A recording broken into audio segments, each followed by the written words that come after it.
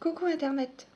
Alors aujourd'hui on va partir sur le tarot de Marseille, mais pas n'importe lequel, le tarot de Marseille revu et dessiné par Frédéric Agide. Alors qui est Frédéric Agide? Donc Frédéric Agide est un artiste multidisciplinaire et notamment tatoueur. Donc si tu es intéressé pour aller un petit peu plus loin sur cette personne, je te mettrai tous les liens nécessaires en barre d'informations.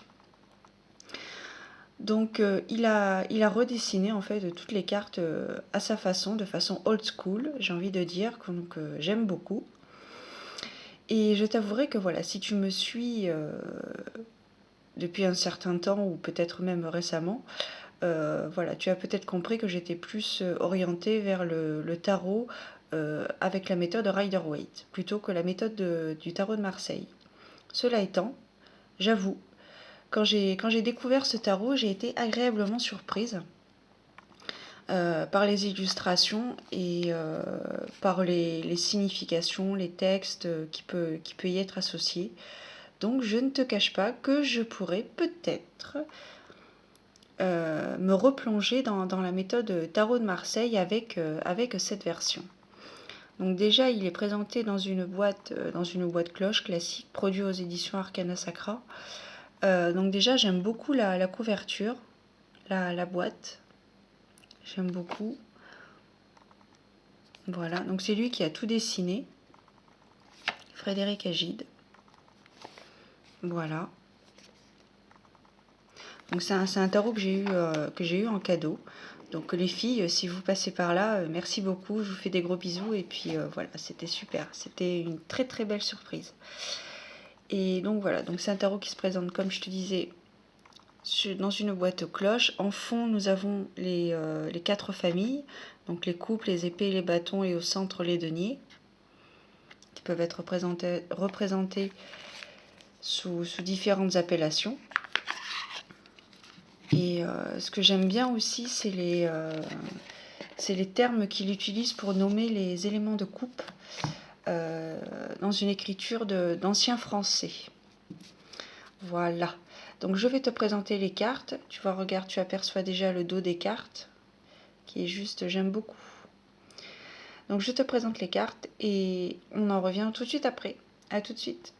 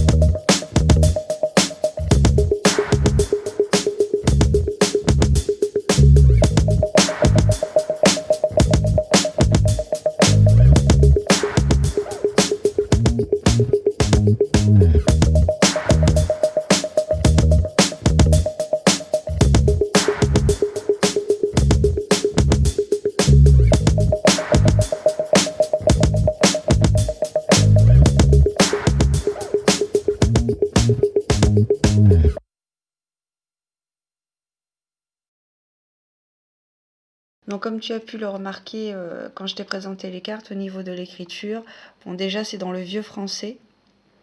Ici nous avons le fou avec le U qui ressemble très fortement à un V, mais c'est comme ça que l'écriture se faisait dans les temps relativement anciens. On peut le voir plus clairement dans l'appellation des éléments de coupe avec la reine comme ceci et le roi comme cela. Voilà, ça j'aime beaucoup.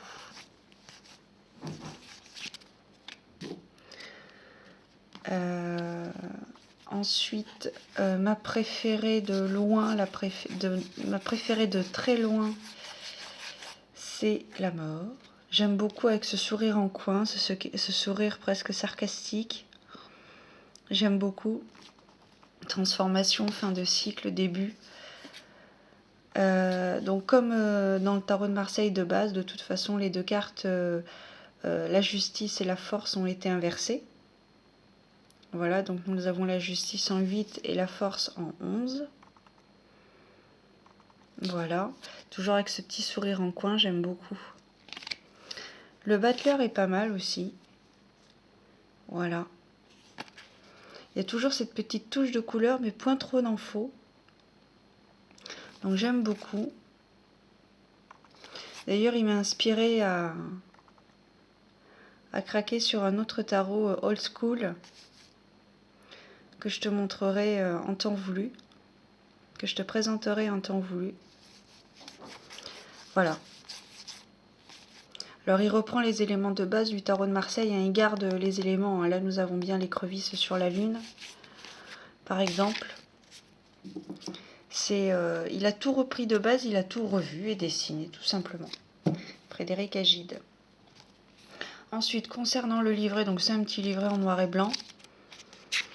Donc je vais te lire, donc là voilà, on a une petite photo de Frédéric, de l'artiste, de Frédéric Agide. Donc voilà, ensuite, donc voilà, il explique ce qu'est le tarot, que c'est notamment un élément de développement personnel. Nous avons quelques développements sur les 4 familles, ce à quoi correspondent par exemple la famille des bâtons et l'énergie est reliée à l'élément feu, vont symboliser ce qui touche à la pulsion, à l'énergie, à la motivation, à l'inspiration et au courage. Et ensuite nous avons l'interprétation des cartes. Donc dans un premier temps les arcanes majeures, les éléments de coupe et les autres cartes de 1 à 10. Nous avons juste un chapitre, enfin juste, c'est bien assez, c'est pour ça que ce tarot je le conseille si tu cherches à approfondir tes connaissances ou à découvrir le tarot de Marseille. Celui-ci est très bien pour les débutants, hein. Vraiment je pense qu'il conviendra tout à fait à débutants, parce que concernant la définition de chaque arcane, nous avons juste une petite quinzaine de lignes, donc très compréhensible bien évidemment, et donc je trouve que c'est pas trop mal. Donc c'est vrai que si tu t'intéresses au tarot de Marseille, je te le conseille. Voilà. Et donc à la fin du livret, nous avons quelques propositions de tirage. Le tirage en croix. Et il y en a un autre.